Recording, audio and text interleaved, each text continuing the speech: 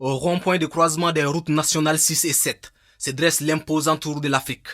Patrimoine national, symbole de l'intégration et de l'unité africaine, la Tour de l'Afrique a été construite en 2002 à l'initiative du président Alpha Oumar Konaré.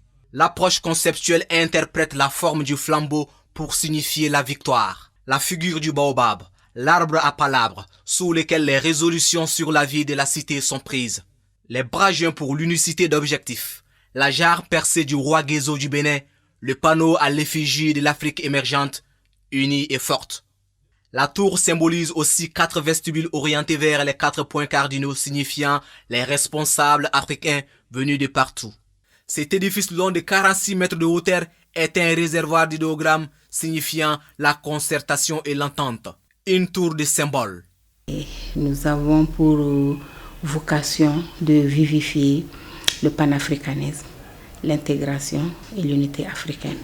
Donc ça veut dire que la Tour de l'Afrique est le symbole par excellence de l'unité africaine. Les murs intérieurs de la tour sont peints d'images représentant les activités socio-économiques, professionnelles de l'Afrique et des figures emblématiques de l'unité africaine. C'est surtout les photos des pères fondateurs qui sont là. Donc nous avons l'histoire de ces pères fondateurs ici que nous pouvons montrer aux gens. Et voilà, tout ce qui est comme fond documentaire ou base pour parler de l'unité, voilà, la Tour de l'Afrique fait de cela un cheval de bataille. Les activités menées à la Tour de l'Afrique sont les conférences sur les thématiques concernant l'unité africaine, les visites guidées et surtout une activité phare dénommée le parcours pédagogique. Et la formation se déroule au niveau de ces écoles et la prise en charge, c'est la tour. Maintenant, ensuite, à la fin de la formation ou bien en milieu de formation, les élèves et puis leurs coachs passeront à la tour pour une visite guidée pour encore donner l'engouement aux enfants de connaître plus leur continent. Cette activité comble le vide sur la méconnaissance de l'Afrique chez la jeune génération. Pensons que dans la formation académique, on parle plus des pays d'autres continents que de l'Afrique. Alors que pour avoir l'amour de ton pays, il faut d'abord le connaître.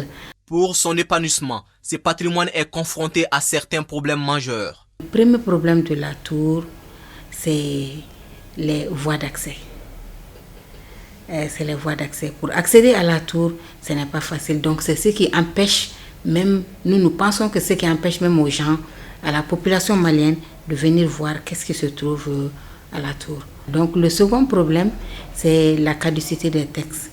Parce que la tour a été créée depuis, comme je l'ai dit, novembre 2000. De 2000 à maintenant, ça fait 20 ans. Il faut une relecture des textes, voilà, pour que la tour puisse atteindre les objectifs assignés. La responsable du monument appelle le public à visiter et connaître ses symboles nationaux et panafricains.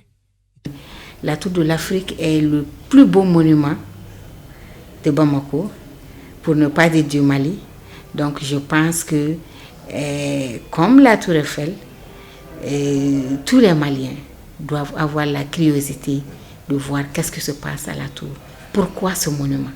Pourquoi nos autorités ont mis de l'argent pour faire l'œuvre là? La jarre percée du sommet, l'illustration de la célèbre sentence du roi Guézo du Bénin, je cite, « Si tous les enfants du pays venaient par leurs mains groupées, boucher les trous du canari, le pays serait sauvé. » La vocation, une fois et encore réitérée du Mali, pour l'unicité d'une Afrique qui a de la peine à émerger en rang dispersé. Depuis, la tour a fait une cure de jouvence grâce aux autorités de la transition et cela au grand bonheur des citoyens.